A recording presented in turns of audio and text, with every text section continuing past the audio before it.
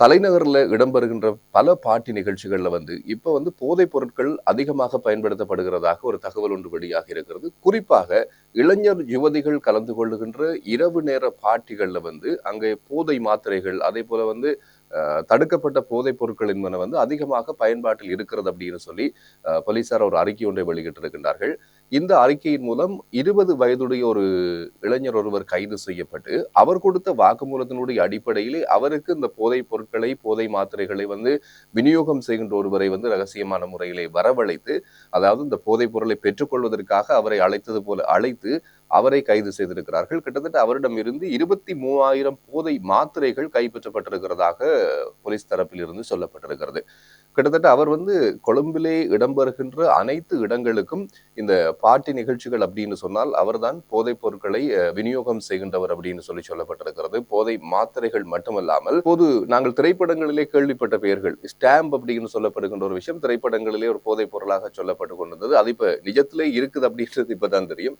ஆகவே இந்த ஸ்டாம்ப் ரக போதைப் பொருட்கள், இப்படியான போதைப் பொருட்களை அவர் இந்த இரவு நேர பார்ட்டிகளுக்கு, இரவு நேரம் மட்டுமில்லாமல் இளைஞர் யுவதிகள் அதிகமாக கலந்து கொள்ளுகின்ற விருந்துபசாரத்திலே இந்த பயன்பாடுகள் அதிகரித்திருக்கிறதாக சொல்லப்பட்டிருக்கிறது. இவர்தான் அதற்குரிய விநியோகஸ்தராக செயல்பட்டு கொண்டிருக்கிறார். இனி அவரை வைத்து இதனுடைய தலைமை யார் என்றது இனி ஒரு அந்த நெட்வொர்க்ல இந்த விசாரணைகள் இடம்பெறுவதற்கான வாய்ப்புகள் அதிகமாக இருக்கிறது.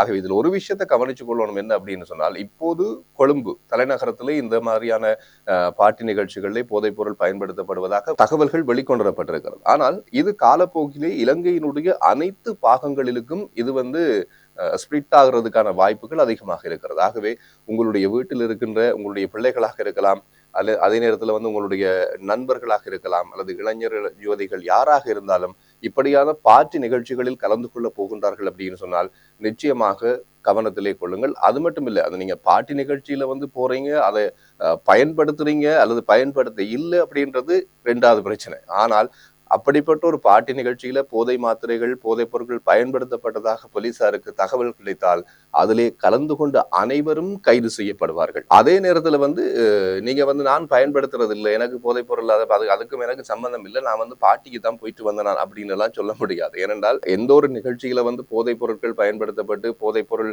ஒரு பார்ட்டி நிகழ்ச்சி இடம்பெற்றிருக்கிறது அப்படின்னு சொல்லி போலீசாருக்கு தகவல் கிடைத்தால் அவர்கள் அந்த பார்ட்டி நிகழ்ச்சியில் கலந்து கொண்ட அனைவரையும் கைது செய்வார்கள். நீங்க பயன்படுத்த இல்லை அப்படின்றது ரெண்டாவது பிரச்சனை. ஆனால் கைது செய்யப்படும் போது நீங்கள் அனைவரும் கைது செய்யப்படுறதுக்கான வாய்ப்புகள் இருக்கிறது. ஆகவே நீங்க என்ன செய்யணும் அப்படின்னு சொன்னால், இப்படியான நிகழ்ச்சிகள்ல நீங்க கலந்து கொள்றதை தவிர்த்து கொண்டீங்க அப்படின்னு சொன்னாலே பாதி பிரச்சனை முடிஞ்சு போகும். என்னன்னு சொன்னால், இலங்கையை இப்போது ஒரு போதைப் பொருள் கலாச்சாரம் அதிகமுள்ள ஒரு இடமாக மாற்றுவதற்கான முயற்சிகள் இடம்பெற்றுக் கொண்டு இருக்கிறது. அதை தடுக்கிறதுக்கான முயற்சிகளும் ஒரு பக்கம் நடந்து கொண்டு தான் இருக்கிறது. ஆகவே குறிப்பாக இளைஞர் யுவதிகள் மத்தியிலே இந்த போதைப் பொருட்களை விநியோகம் செய்து அவர்களின் ஊடாக இந்த போதைப் பொருள் வர்த்தகத்தை லாபகமாக செய்து கொண்டிருக்கிறார்கள். ஏனென்றால் இலகுவில போதைப் பொருளுக்கு அடிமையாகின்றவர்கள் இளைஞர் யுவதிகளாகத்தான் இருக்கிறார்கள். ஆகவே அவர்களைத்தான் அவர்களுடைய டார்கெட் பாயிண்டாக வைத்து இந்த விஷயத்தை செய்து கொண்டிருக்கிறார்கள். கவனமா இருங்க. கொழும்பு மட்டுமில்ல, காலப்போக்கில் இலங்கையினுடைய அனைத்து பகுதிகளுக்கும் இது விஸ்தரிக்கிறதுக்கான வாய்ப்பு இருக்கு. இப்போது கூட யாழ்ப்பாணம் உட்பட ஏனைய பிரதேசங்கள், திருகோணமலை, மட்டக்களப்பு உட்பட பல இடங்களில் இந்த இப்படியான சில பார்ட்டி நிகழ்ச்சிகள் இடம்பெறுகிறது. ஆனால் அதிலும் போதை மாத்திரைகள், போதைப் பொருட்கள் என்பது பயன்பாட்டுக்கு இருக்கிறது அப்படின்ற தகவல்கள் எல்லாம் வெளியாகி இருக்கிறது. ஆகவே உங்களுடைய பிரதேசத்திலே இப்படியான நிகழ்வுகள் நடந்தால் நிச்சயமாக அதை பற்றி அறிந்திருந்தால் நீங்க போலீசாருக்கு தகவல்கள் கொடுத்து அப்படிப்பட்ட பார்ட்டி நிகழ்ச்சிகளை தடுத்து நிறுத்துறதுக்கு முன்வர வேண்டும். ஆகவே உங்களுடைய தம்பி, தங்கைகள், அதே போல அண்ணன்மார் யாராவது ஒரு வழியிலே போய் இந்த போதைப் பொருள் கலாச்சாரத்துக்கு அடிமையாகாமல் இருக்கிறதுக்கு உங்களால் முடிந்த உதவிகள், இப்படியான நிகழ்ச்சிகள் இடம்பெற்றால் அதை தடுத்து நிறுத்துறதுக்கான வழிமுறைகளை நீங்க மேற்கொள்ளுங்க. போதை இல்லாத ஒரு கலாச்சாரத்தை உருவாக்குவோம்.